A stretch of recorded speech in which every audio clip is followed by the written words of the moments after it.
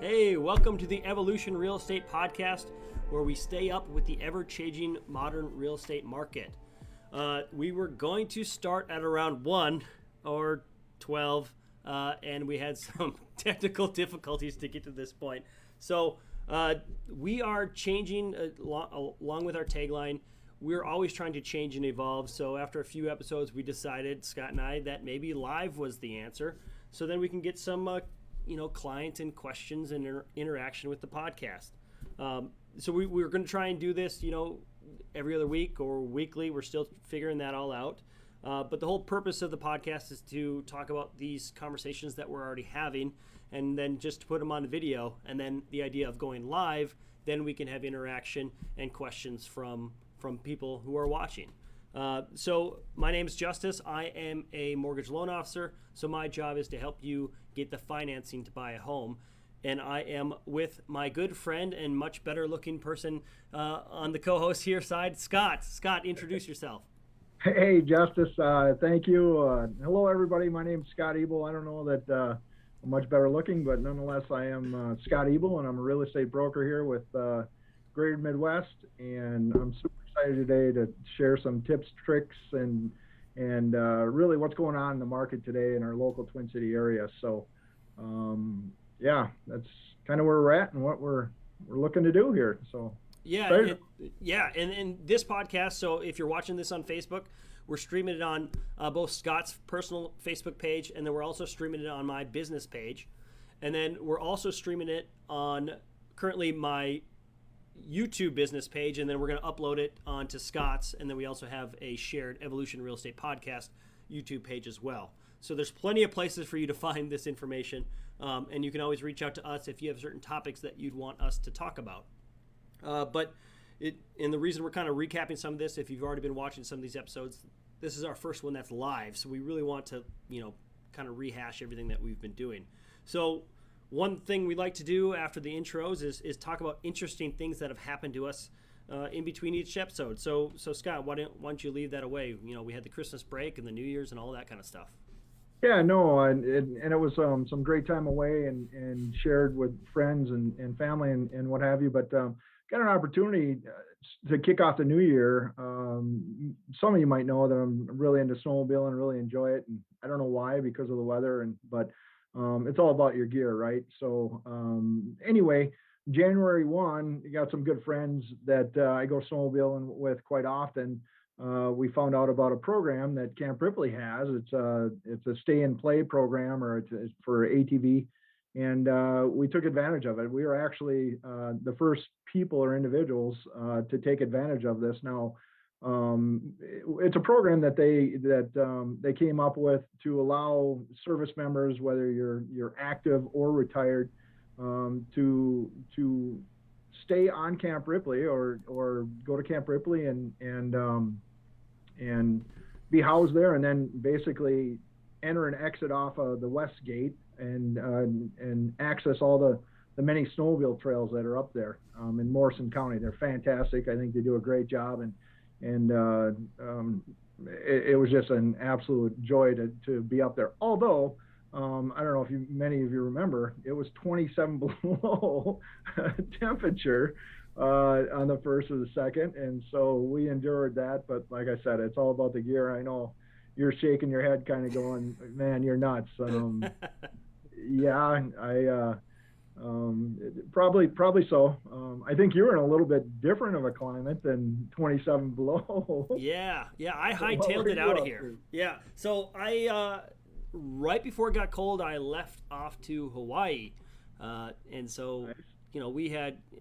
It was a little balmy, it was like 80 degrees and sunny. I think every day we were there, so we were rugging it out a little bit. But so then I came home and I brought the warm weather with me, so then it went from the negative temps up into the 30s and stuff. But now winter's reclaimed it, and we're like -1 right now. But right. But yeah. So I had my honeymoon out in Hawaii. We were there for 11 days, did all the hiking, and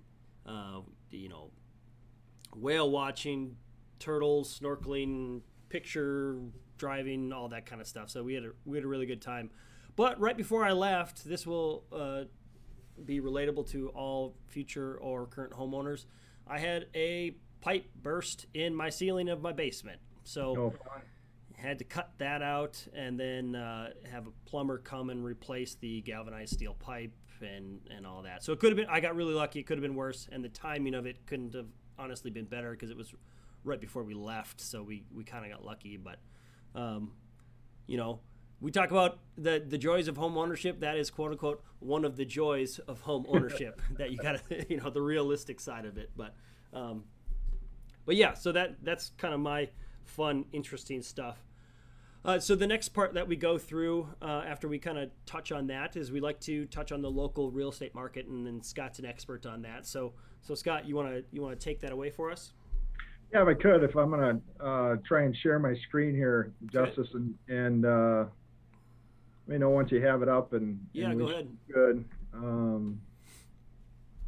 Should be able to see it now. But what I want to start off with is this is information provided to us as realtors, provided by InfoSparks. It's a part of our MLS system, and the data comes directly out of the MLS, right? And what I like to showcase or look at is kind of four main points of what's going on in the market. Gives you an indication of where we're at and kind of where we've been, but also potentially where we're going to go. The one graph that I like to use is the 3-year rolling average, and then each one of these points is monthly. And so as of December 21st, in the 13 county metro area, the Twin Cities here, homes for sale, we only had 4437, as you can see. So that's not a lot. I mean, it's pretty common for this time of year for it to dip down, but as you can see, back in December of 2020, we were at 5713. So we're even below what we were a year ago. And then if you go back to 19, even a couple of years ago, we were at 8128. So inventory, many of you may have heard what's going on with inventory. This is just a true indicator of what's going on. And I think it directly relates to people, just not having enough homes on the market. Therefore, people aren't so active or so prone to put their home on the market because they, it's hard to find something. But that's the reality that we're facing right now, and that's kind of what's going on. Where it's going to go, I don't know. We like to try and track this and look at it, and it's pretty normal for this time of year. As you can see, in September we have much higher amount of homes for sale, and as you go back, there's definite trends that are pretty easy to follow. So looking at the next item I want to share is closed sales, where we're at current or as of December 2021. We're at 4955 as of December. So if you kind of look back at some of these other ones, I just want to highlight what they are. In June, kind of the peak of the market, we were at 7464. And then once again, here's right here, that's December. So that's a year ago. So we're pretty close on track from last year. But if you look at even 2 years ago, that's kind of where we're at, 4220. So we're just above a couple of years ago as far as closed sales.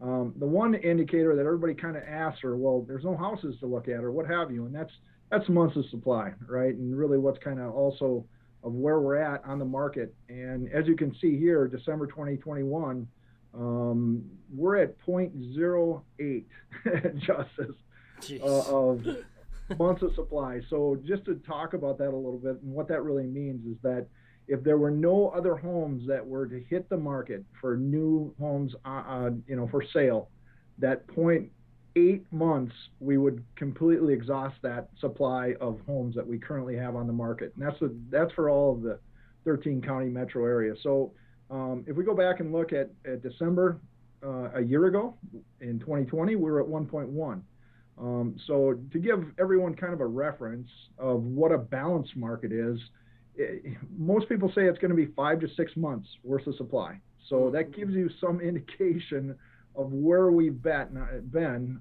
So this goes all the way back to 2018. But you can see even in September of 2018, we were only up to 2.7. June of 19, we were at 2.6 and carried through all the way to September. Traditionally, as we always see that your summer months are always going to be higher, or traditionally are. May of 2020, we were at 2.2. So that gives you some idea of where we're at today, right now as we sit. So kind of a snapshot of today's market. One last thing. So here also is another indicator and tells you what I was just speaking of the new listings and really what's available. I know. It's pretty amazing to look at this and you can kind of tell the tale of, all right, in winter months, it's very, as you can see from this graph, this line chart here, that it happens every year. It's not by mistake, but it's just according to the holidays and the winter months and what have you. And then so obviously back here, June, there's your peak of the selling season, and there's the new listings. Everybody's putting them on, trying to get in before before September, and school starts, and traditionally that. So as you can see here, you got July, June 2020, all the peaks and valleys. So once again, 2 years ago, there's December. We were down at 2472. Currently, we're at 2530 of new listings. So, it's interesting. I mean, it is what it is, but it's interesting to look at these numbers and just kind of to watch them to see. It'll be interesting to see where we're going to go, and what's gonna come up in the future here. So, yeah. I know you want to talk a little bit. One question on everybody's mind is rates and what's going on there. So I think, Justice, are you going to? I'll give you back the screen, and yeah. I think you want to touch on some of the rates possibly. What they're doing. Yeah. So rates. If I talked with you before the holidays, rates were still pretty good.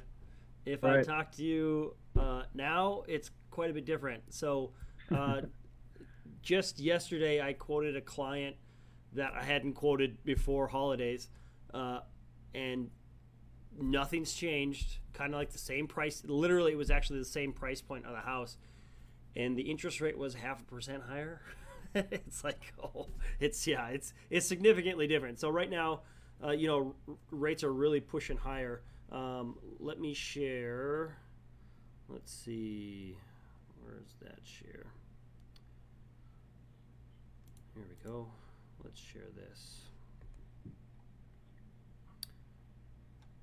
Where's this treasury bond? Here we go. So I did a video on this, and you can see this, Scott, in a second. It's right here.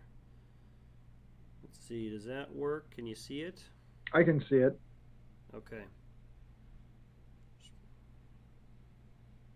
Not shown on my screen that it shows, but you can see the chart. I can. Yep. Okay. Just want to make. Yep. Okay. Well, I'm going to assume everyone can see this chart that I'm sharing. For some reason, it's your cursor, I think, is showing up, but the actual chart, not sure why it's not showing up here, Justice. But okay, so do you not see the chart? I can see it on my screen, but for some reason, not on the shared screen, right? No. Okay, well, that's interesting. You can maybe move it to a different screen. Yeah, let's see. Well, let me do this instead.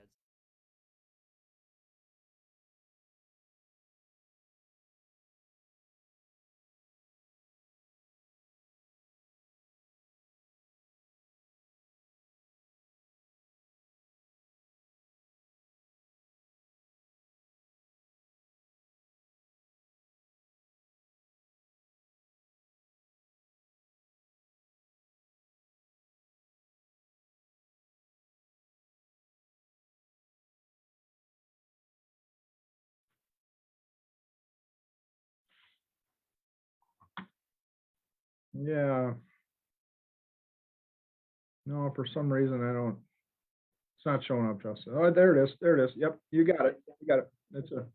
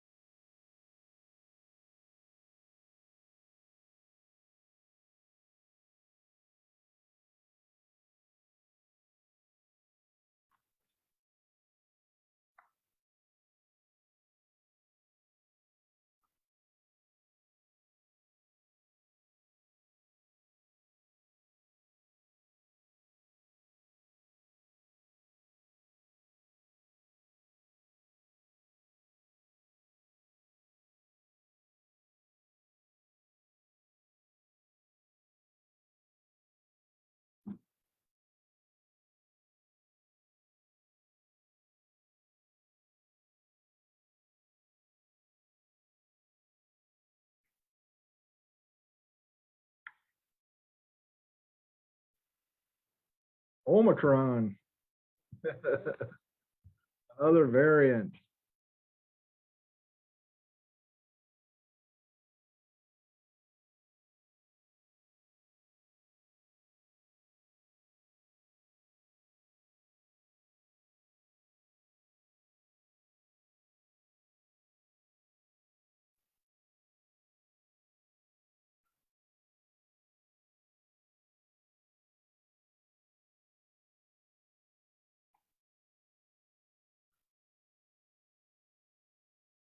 But the 10-year Treasury bond is more up, and with that, it's not exactly correlated to mortgage interest rates, but when that goes up, interest rates go up too.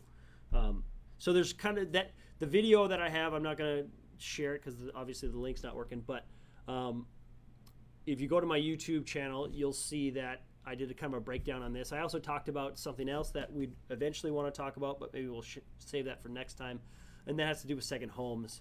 Some big changes there, but maybe we'll save that for next episode. So just getting back to our notes here. Scott, playing off of that, what is the reality, knowing what I just kind of said about that, what's the reality of the current market in terms of real estate buying the future of 2022? As I talked about and kind of showed the numbers on InfoSpark there, that one of the, is the inventory and ability to purchase, because of the inventory being so low or what it is. A lot of times, buyers or people, anybody that's entering into the market at this time, and it has been this way for some time. But a big concern is obviously how do I get an offer accepted, that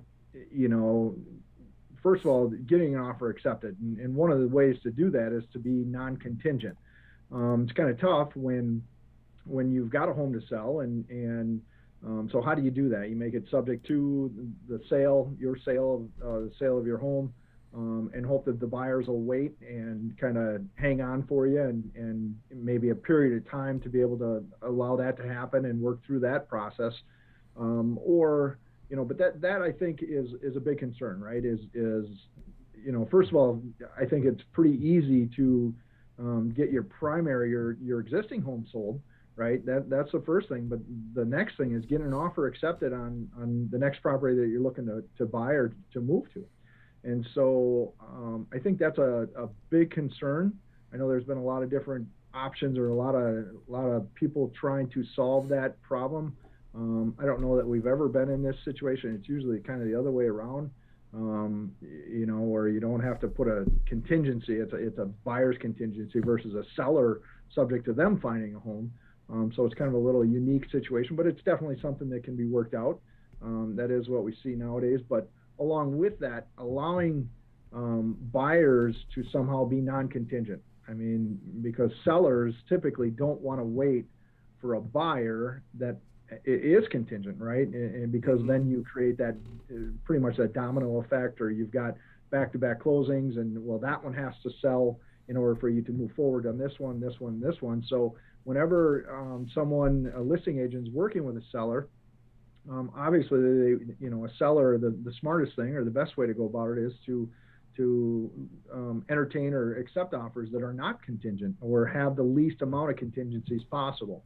Whether it be that financing contingency subject to a sale of another home, or even what we've seen in the past or currently is home inspections almost being waived, and some of those other things. So we'll see where that brings people. It's kind of nice. We're seeing some of that coming back or selling, allowing. Just depends on where you're at in negotiations and really how attractive that property is and how it's marketed and how it's rolled out. And how many people are rushing to see it at that time. So, when it first hits the market and then subsequently making offers and what have you. So, but I think really the big concern, for a lot of people is being non-contingent on their offer. So, are there some products or some things that you have in your bag, and a bag of tricks to be able to get around that and a workaround? I guess that'd be great, I think, for people to know. What are some of the ways that we can do it? How do we make this all work? Yeah, one of the big things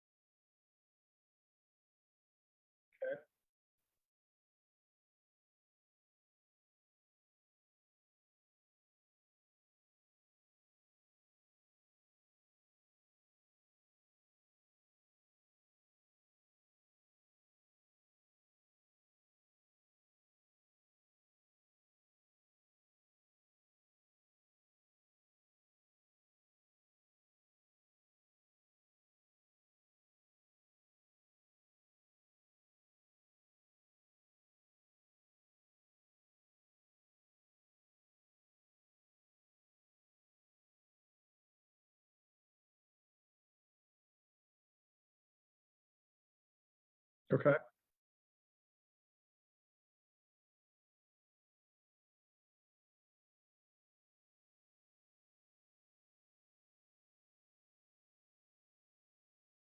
Them to essentially kind of bypass what they would have. They just had to essentially, the rules on it are you have to make one payment of how you close the loan. So in that case, it'd be 5%, which is the minimum, 5% down, and then they'd recast after that. And then it costs like $500 to do. At least, speaking right now, January 19th, 2022, that's how much it costs. So it's $500 to do the recast, and it has to be conventional, so it can't be any government type loans. But Okay. $500, throw money in. It has to be minimum $10,000, and then that will then re-amortize their payment, which will act like as if they put that additional amount down that they wanted to, which will then, again, in summary, allows them to buy their home and sell their current home later. Yeah, that's a big deal. That's huge in today's market. It comes up, right? Especially if you got a backup home to sell, and you got to have a way to circumvent that buying process to be able to compete with someone else that potentially has already sold their home, maybe transition to temporary housing or whatever, sort of living with somebody else or whatever, to know that, hey, I want to come in as strong as possible, no contingency, as I've got cash in the bank, we're ready to go, right? Yeah, And that's yeah. what you're finding some people are doing now. Is that real? The reality of it, is it convenient? Nope. You've got a lot of things that are included with that, or to think about a double move or whatever. So, if it's a different, yeah. So it's a great product, great opportunity. And I don't know that everybody out there knows about that, and I'm glad you shared that with us. Yeah, So, not a lot of places have it, so it's a little bit more unique. It's not anything special, but it's a little bit unique to the company I work for. And there were changes done last year, or was it the year before? It's where if you provide that, and you could speak on this, but you provide that contingent offer, and someone can, and it's accepted, and you're moving along in the process, someone can still kind of like come in and oh, you can get bumped. It's can called get a bump bumped. clause. Yeah, Yep, and you have to perform within a specified time. Typically, it could be, it could be as short as 48 hours, not 24, but 48 hours, or 72 hours.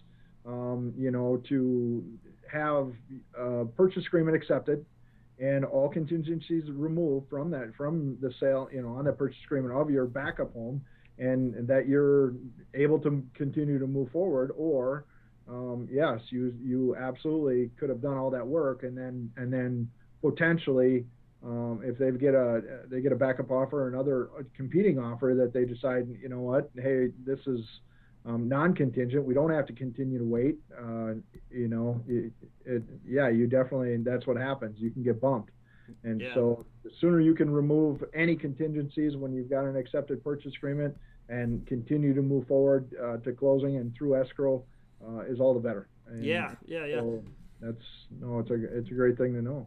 And that's honestly the first time I did a recast was in that situation. So we Oh, we okay. were There's a bump clause enacted. we yeah, exactly. So we had the offer in. We were contingent on the sale. It got accepted. We're it was like a 45-day close, and we were, I think, like 28, maybe 30 days into the process. So we were Oh, pretty wow. much clear to close.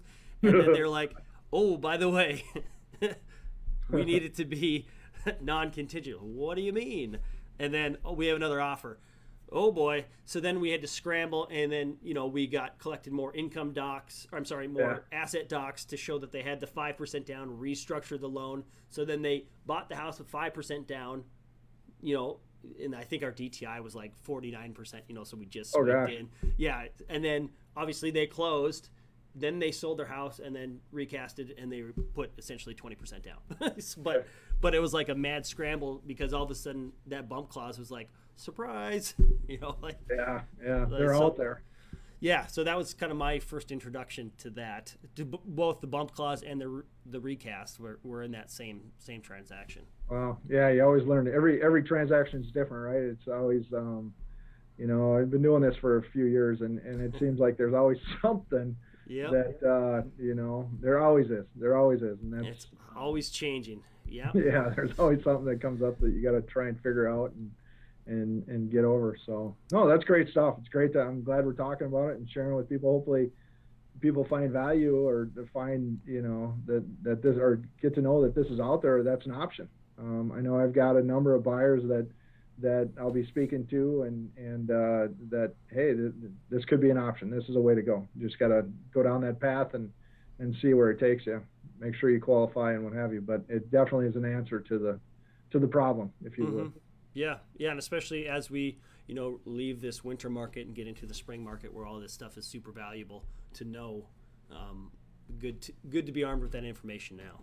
Well, it is, and there's one other thing. I don't know. Talking about rates and some of the other things that maybe you're going to touch on that, but what do you see coming up? I know there's a lot of talk about interest rate hikes and who knows? I mean, I know, and I should be cautious because none of us have a crystal ball, right? Yeah.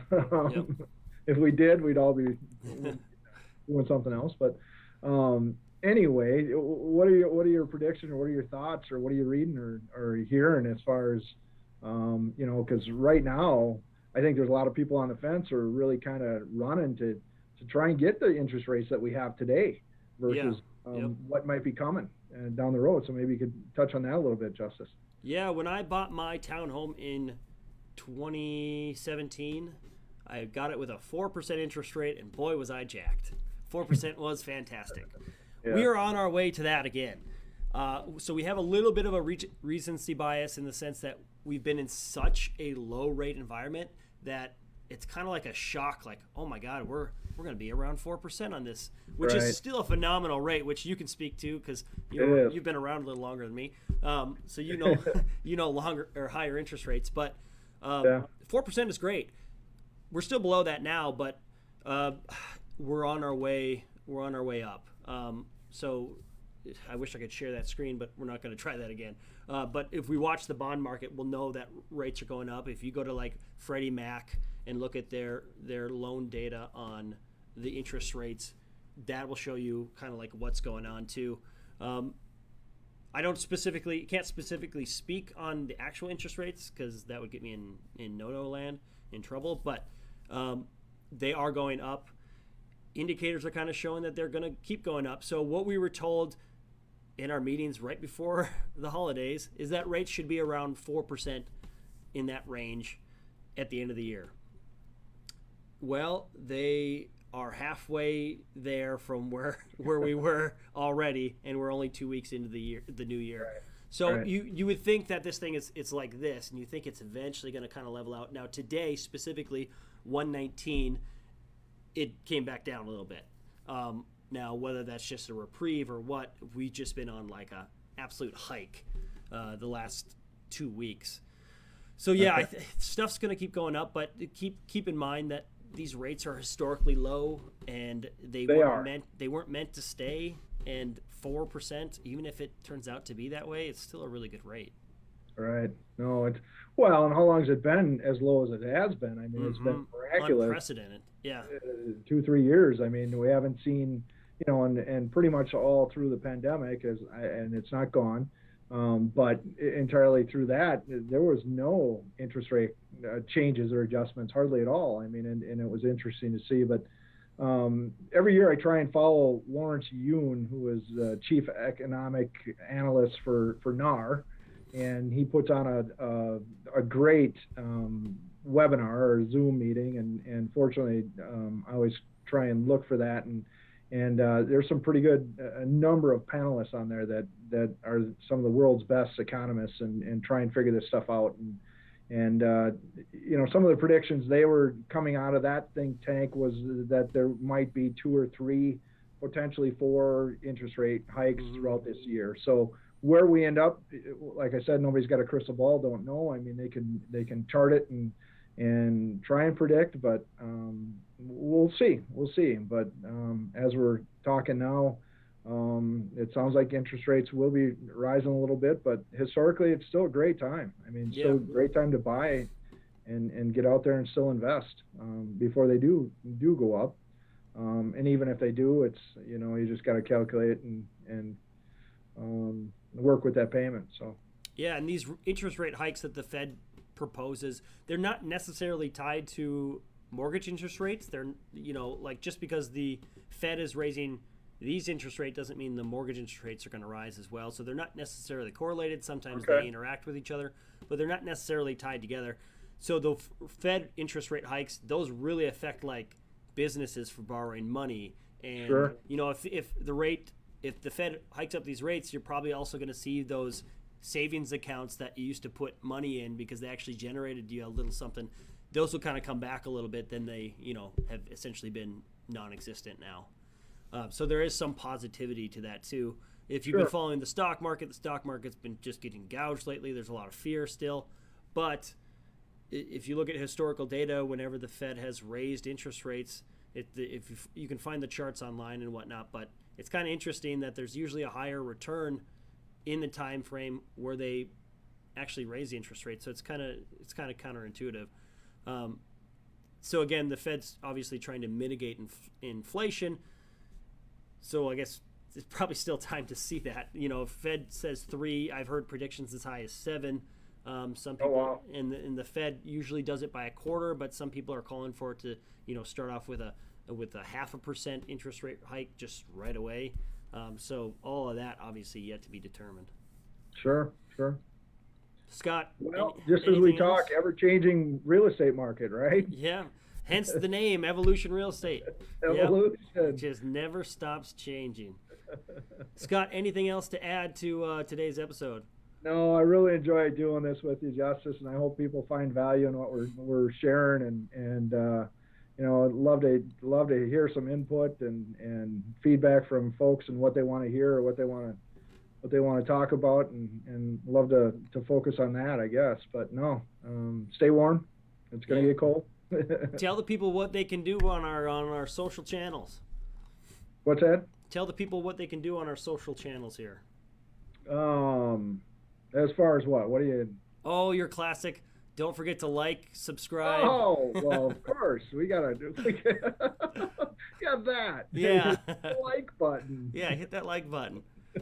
Subscribe. We need subscribers. We'd like some subscribers. So.